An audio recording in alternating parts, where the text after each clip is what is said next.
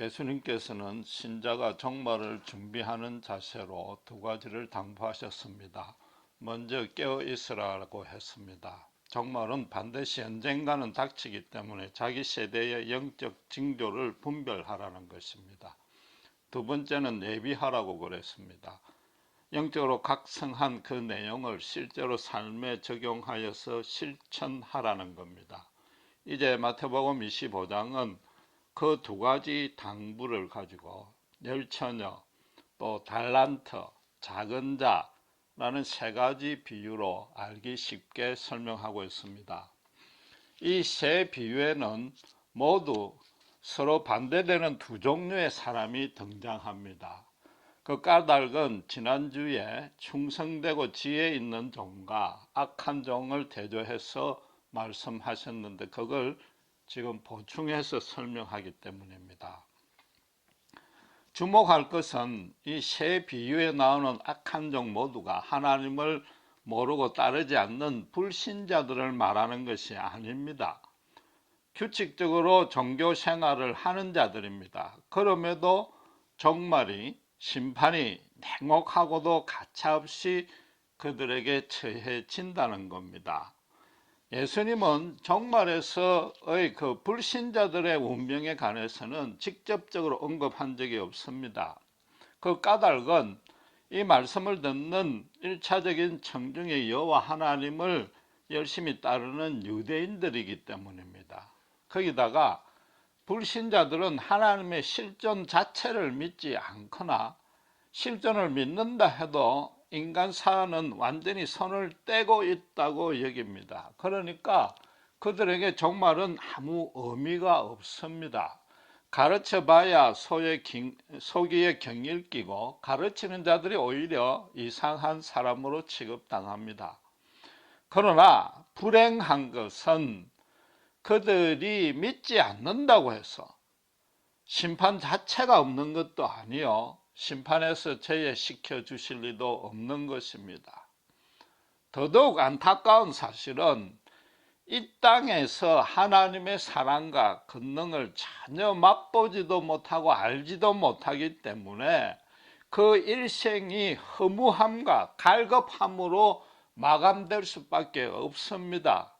지난주에 말씀드린 대로 죽을 준비가 전혀 안 돼 있기 때문에 이 땅에서 잘 살지도 못하는 것입니다. 예수님의 관심은 항상 그래서 하나님을 아는 자에게 집중이 되어 있습니다. 그분이 다시 오셔서 심판하신다는 것도 교회 안에 있는 알곡과 쭉정이를 분리하는 일이 될 것입니다. 따라서 우리 신자들은 이 세 비유를 통해서 과연 내가 알곡인지 쭉정이인지 스스로 진지하게 평가해야 될 것입니다. 오늘 첫 번째 열처녀 비유인데 이걸 정확하게 해석하려면 당시의 유대인들의 결혼 풍속에 대해서 아셔야 됩니다. 이해하기 쉽게 한마디로 설명드리면 결혼 예식은 신부집에서 하고 그 후에 리셉션 파티는 신랑집에서 했습니다. 고대에는 마을이 작아서 같은 동네에서 신부감을 구하기 힘들기 때문에 멀리 떨어진 마을에서 신부를 데리고 옵니다. 그래서 신랑 친구들이 신부집에 가서 먼저 결혼 예식을 하고 마치고 돌아오면은 대체로 한밤중입니다. 여기 나오는 열처녀는 그래서 신랑이 돌아올 때 동네 어기 멀리까지 나가서 신부를 영접했고 모셔드리는 들러리 역할을 하는 자들입니다. 그럼 다 도착하면 그때까지 기다리고 있던 신랑의 가족, 친척, 손님들이 이제 잔치를 벌이는 거죠. 들러리가 그렇다고 해서 밤새도록 꼬박 깨어서 기다리지는 아니했습니다. 그럴 필요도 없습니다. 따로 막보는 사람이 있었습니다. 5절에 보시다시피 신랑이 드디어 오기 때문에 뭐라고요? 다 졸며 잘 새라고 그랬습니다. 다 잤단 말이에요. 열처녀가 밤새 자지 아니한 게 아닙니다. 만약에 밤새도록 자지 아니하면은 지난주에 본 24장 43절의 말씀대로 도적이 언제 들어올지 모르니까 주인이 철야를 하며 경비를 서는 것과 같은 내용이죠. 이처럼 예수님은 종말주의자들이 집단으로 공동체 생활하는 것을 철저하게 인정하지 않고 있습니다. 부인합니다. 주님이 불시에 다시 오신다는 이 진술 자체는 모든 세대, 모든 사람이 느끼기에는 결국은 들이 온다고 밖에 생각을 못하게 되는 겁니다. 비유를 하자면은 스토브에 올린 냄비를 쳐다보고만 있으면 끓을 생각도 않습니다. 즉 종말 자체에 관심을 집중하고 있으면, 이 비유로 따지면은 신랑이 올 시간만 재고 있으면은 더디다고 여겨질 수밖에 없습니다. 아무리 더디다고 여겨져도 심판이 무한정 연기가 되는 것이 아니고, 신랑이 올 때 되면 오듯이 종말은 때가 되면 오는 것입니다. 대신에 불에 올려진 냄비를 신경을 쓰지 아니하고 다른 일을 하고 있으면 금방 끓어버립니다. 분명히 종말은 주님이 사람들이 일상생활을 영위하는 중에 온다고 그랬습니다. 물이 끓는 시간이 항상 똑같듯이 종말은 때가 되면 반드시 오기 때문에 막상 종말을 당하는 그 세대 사람으로 봐서는 급작스럽게 온 것이 틀림없는 것입니다. 그래서 성경에서 종말은 어느 시에든지 임박하게 온다라고 진술한 것은 이런 차원에서 절대적인 진리인 것입니다. 본문에서 설기 있는 처녀와 미련한 처녀를 반씩반씩으로 나눴는데, 그게 구원받고 심판받는 자의 숫자를 말하는 것은 아닌 것입니다. 그런 의미는 전혀 없습니다. 예수님이 지금 계속해서 종말은 영생과 영벌 그 두 가지 예외에 중간 회색지대가 없다고 강조해 왔습니다. 그 뜻을 지금 더 분명하게 나타내는 것입니다. 만약에 설기 있고 미련한 처녀들의 숫자가 달라졌다면, 서로 다르다면 분명히 그건 비유를 말씀하신 것이고 그에 따라서 우리의 해석이 달라져야 될 것입니다. 그러나 실제로 구원받는 처녀가 10명 중에 1명뿐이라고 할지라도 그건 하나님이 다 아십니다. 예수님도 아시지만 예수님이 그렇게 말하실 이는 절대 없는 것입니다. 왜 그렇겠습니까? 그렇게 되면은 교회 모든 모임에 출석부가 등장할 것이고, 성경 공부에 숙제 내고 시험을 쳐서 그 성적을 따져가지고 상위 10%에 드는 자들은 교만에 빠지고 교회 안에서 상호 비난하게 될 것입니다. 오늘날 우리가 보다시피 교회 안에 구원받은 자 같은 사람, 중생한 자들이 거의 없어서 실제로 그럴 리는 만무하지만은, 만약에 그 반대로 설기 있는 처녀가 9명이요 미련한 처녀가 1명이라고 예수님이 말씀하셨다면은 그냥 느긋하게 게으름만 피우고 심지어 주일날 교회 출석률마저도 떨어질 것입니다. 이처럼 인간이 얼마나 치사하고 비겁한지 예수님께서는 우리보다 더 잘 아시기 때문에 우리 수준에 맞춰서 지금 말씀하시는 겁니다. 하나님의 구원의 비밀의 경륜을 우리가 알아야만 할 때까지만 가르치는 것이죠.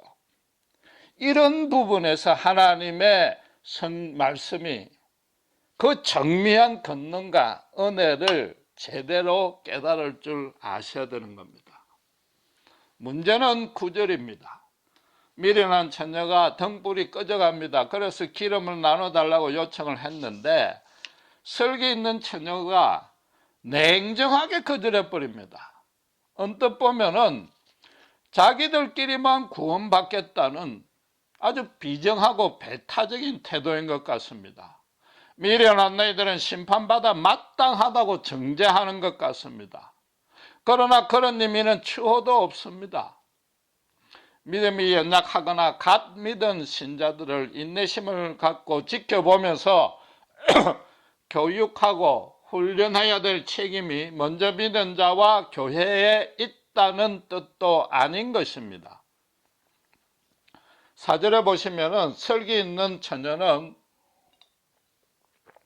기름을 따로 채운 여분의 통을 등불과 함께 들고 왔습니다. 신랑은 거의 항상 한밤중에 늦게 온다는 걸 다 알기 때문에 기름을 반드시 더 준비해야 된다는 건 익히 알고 몸에 배인 겁니다. 반대로 미련한 자들은 3절에 보면 그런 언급이 전혀 없습니다. 쓰고 있던 등에 그것도 남아있는 기름의 양도 확인하지 아니하고 별도 기름통은 챙길 생각도 안 하고 그냥 막 들고 온 거죠. 그렇다면은 금방 꺼질 등을 구태여 들고 온 이유는 뭔가 말이죠. 당시 잔치를 할 때 자기 등을 들고 오지 아니하면 불청객이나 도적으로 간주했기 때문입니다. 오래전 미국에는 먼 시골로 여행 가려고 그러면 주유소가 드물기 때문에 스페어캔에 기름을 준비했어야 됐습니다. 동행하는 두 친구가 마침 한 친구가 그걸 준비 안 했으면은 만약에 기름을 나눴다가는 둘 다 도착지에 가지 못하고 중간에 차가 서야 됩니다. 그러면 가까운 주유소에 가서 그 친구가 넣고 오게 해야 되는 겁니다. 지금 이 본문의 상황을 현대 결혼식에다가 대입을 시키면은 신부 들러리로 초대받았는데 그 리셉션 초대장은 들고 가고 드레스는 입고 가지 아니한 꼴입니다. 들러리들끼리 드레스는 나눠 입을 수 없지 않습니까? 어서 빨리 가서 빌려오라, 입고 오라 그랬는데 다 문은 닫혀 있고 겨우겨우 하나 구해서 돌아왔더니 연애는 이미 끝나고 호텔 문까지 닫힌 그런 상태인 거죠. 기름을 나누지 아니했다고 그래서 사랑과 인내심으로 섬기지 아니했다는 어떤 도덕적인 종교적인 결격사항과 연결될 소지는 본문에 전혀 없는 것입니다. 대신에 구원은 처음부터 끝까지 하나님과 신자의 1대1 개인적인 관계로만 결정된다는 뜻입니다. 시체말로 믿음 좋은 마누라 치맛자락 아무리 붙들고 있어봐야 그만큼 영적인 낭비가 없다는 거죠. 신자는 먼저 용서받은 죄인일 뿐입니다. 다른 이의 죄를 용서하시는 이는 하나님 한 분뿐입니다. 하나님이 다른 사람의 죄를 용서해 주는데 신자가 거기에 힘을 보탤 수도 없고 어떤 영향도 끼칠 수 없습니다. 신자가 먼저 용서받은 죄인이 할 수 있는 유일한 한 가지 일은 예수님과 인격적으로 대면했을 때 그러므로 해서 용서받았다는 그 사실과 그때의 간격을 나누는 일밖에 없는 겁니다. 다른 사람에게 예수님의 생명의 냄새만 맡게 해주는 것이고 예수님의 생명을 직접 주시는 이는 하나님이신 겁니다. 이 미련한 처녀도 유대인이기는 마찬가지입니다. 혼인잔치에 신랑이 한밤중에 돌아온다는 거 익히 알고 있습니다. 아마도 이전에 기름을 준비 안 해가지고 낭패본 경험조차 있을지 모릅니다. 준비 안 했다고 해서 매사에 덤벙대고 잘 잊어먹는 성격 탓으로 돌릴 것도 아닌 것이죠. 하나님이 성격과 기질을 가지고 구원의 심판 기준으로 나눌 리는 전혀 없는 것 아닙니까? 성격과 기질이란 것은 하나님께서 각 개인에게 가장 합당하고 유익하도록 주신 선물인 것입니다. 이 미련한 처녀는 아예 처음부터 사실은 기름을 준비하는 데는 관심이 없었던 겁니다. 신부를 그 멀리까지 가서 맞이할 역할을 뭐 내가 꼭 해야 되나, 다른 처녀들이 알아서 하겠지, 들러리를 할 의사가 없었던 거죠. 그럼에도 혼인잔치에 온 것은 먹고 마시는 것에는 관심이 있었다는 거죠. 정말로 신랑을 맞이하고 그 결혼을 축하할 생각이 있었다면은 기꺼이 기름을 준비할 수밖에 없는 겁니다. 오늘날에도 교회에 출석은 하는데 정작 신랑 되시는 예수님과 그 십자가의 구속의 진리는 알지도 못하고 배우려고도 하지 않은 신자인 것입니다. 그 결과 실제 삶에서 그분과 동행했던 풍성하고도 세밀한 은혜는 전혀 누리지 못하는 거죠. 다른 일을 복음으로 초청을 한다든지 하나님의 뜻에 충성하며 사는 것과는 아예 담을 쌓고 있는 것입니다. 내 평안과 형통과 출세만을 소원을 하고 그 일을 하나님이 당연히 도와주어야 된다고 생각을 하는 거죠. 제사에만 에는 신경 쓰지 아니하고 제밥에만 관심 있는 그런 신자를 예수님은 지금 쭉정이라고 그러는 거죠.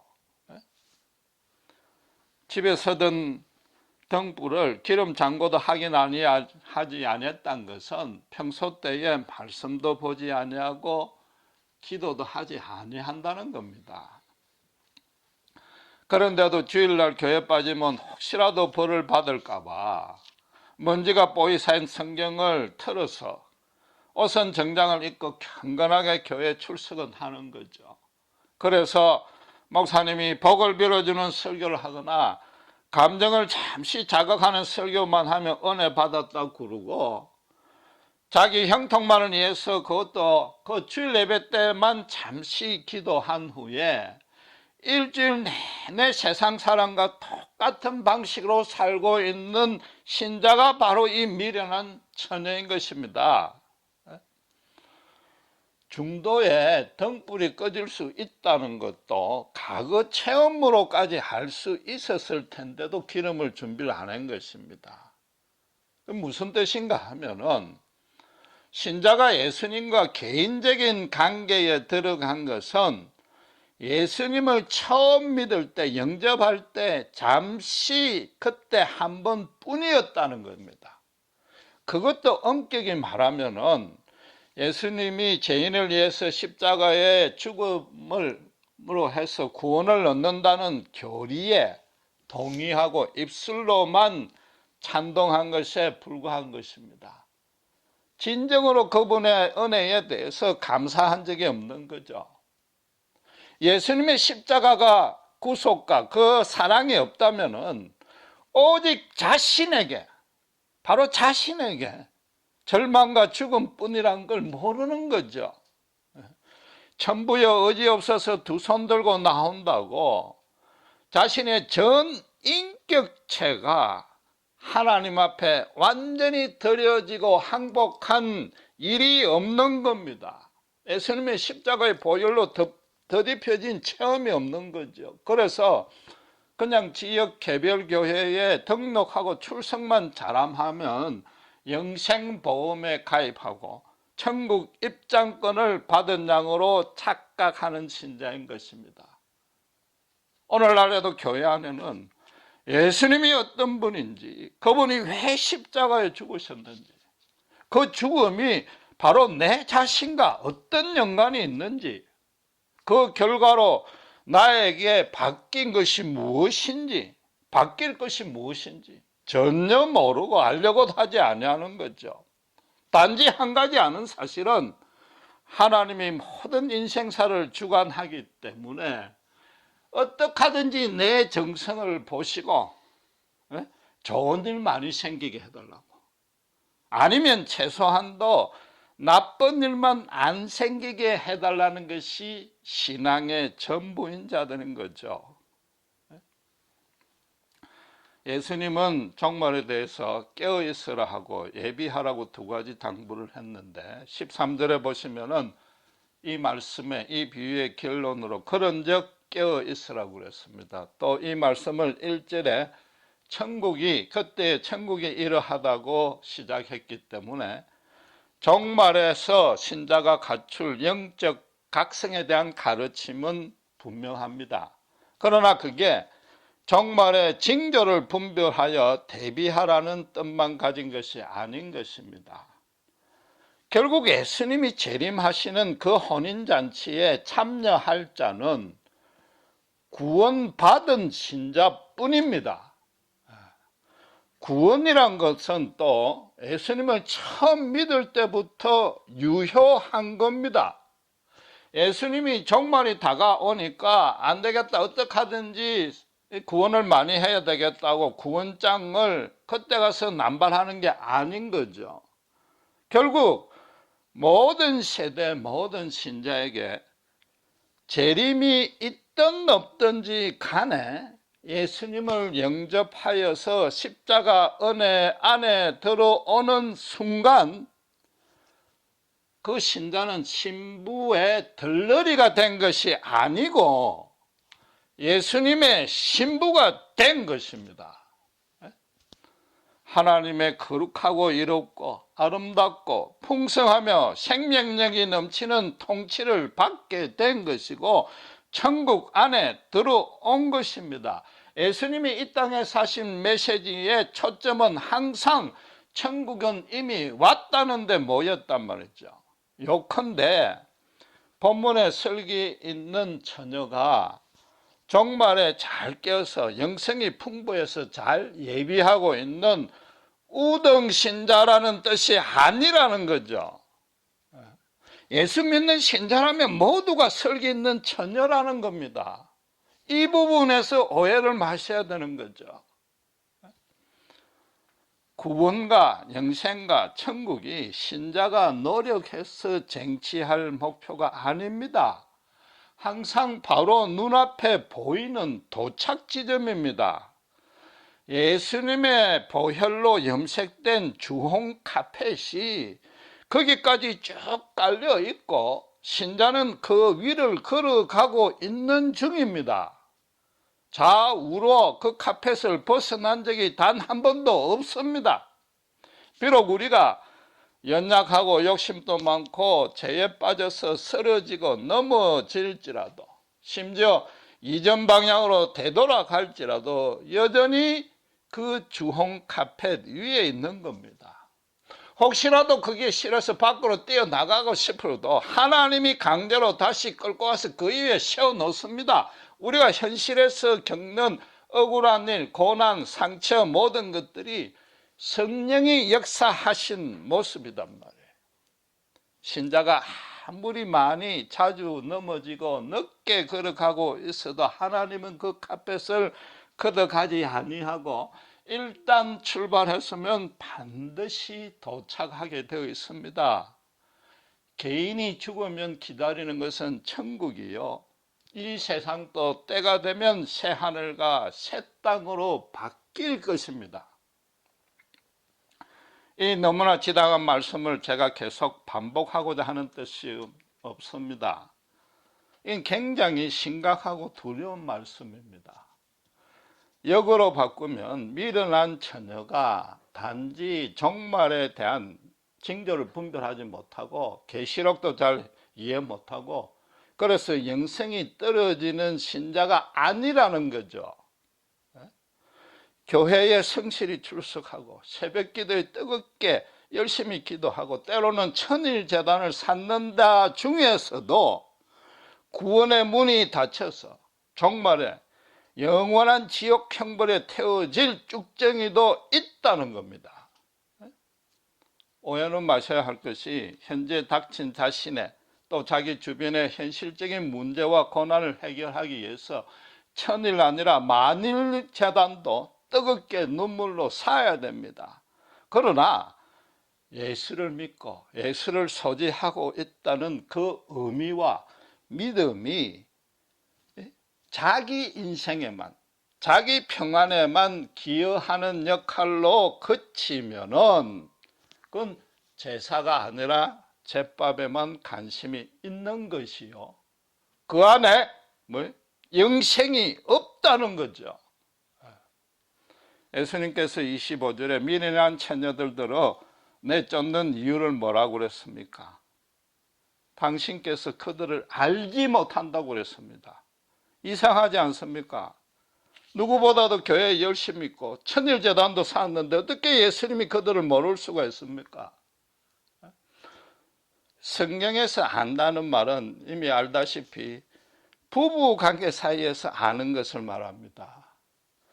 눈이 오든 비가 오든 슬플 때나 기쁠 때나 평생을 두고 찢고 뽑고 살아가다가 상대의 눈빛만 봐도 무슨 뜻인지 알고 나중에는 얼굴, 표정, 말투, 제스처까지 닮아가는 것이 아는 것이단 말이죠. 구약 성경에는 심지어 성관계를 맺는 것을 안다고까지 표현했는데 그만큼 서로 꿰뚫어 아는 것입니다. 만약에 부부가 슬프고 힘든 일만 생기면 잠시 싸우고 이혼했다가 기쁘고 즐거운 일이 생기면 다시 같은 상대와 재혼하고 그걸 평생 반복하고 있다면은 그걸 어떻게 남편과 아내라고 말할 수 있으며 상대를 알 수 있다고도 못하고 알 수 있는 기회조차도 없어지는 거죠. 알기 쉽게 말하면 돈을 잘 벌어줄 때만 남편으로 취급하면은 남편은 뭡니까? 남편이 아니라 돈 벌어주는 기계요. 부부 관계를 유지하는 것이 사랑이 아니라 돈의 힘이요. 결국은 뭐예요? 돈이 남편이 되어버리는 거죠.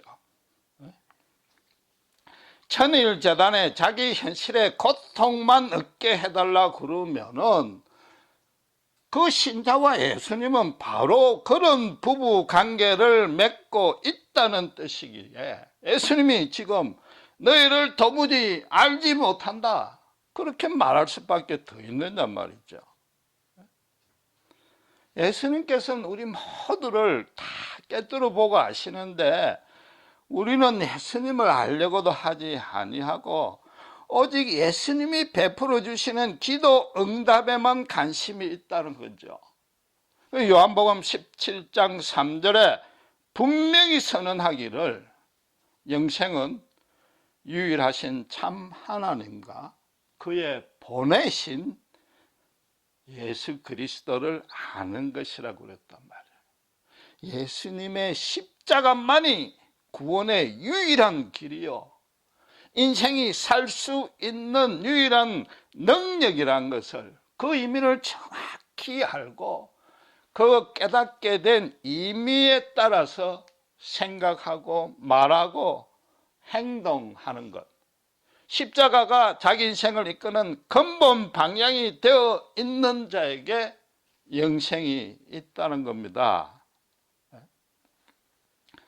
신자가 예수님의 십자가 은혜 안에 있다는 것은 십자가의 은혜보다 더 좋은 은혜는 없다는 것을 실감하고 있다는 겁니다. 매일매일 예수님을 깊이 알아가고 있는 중이란 뜻입니다.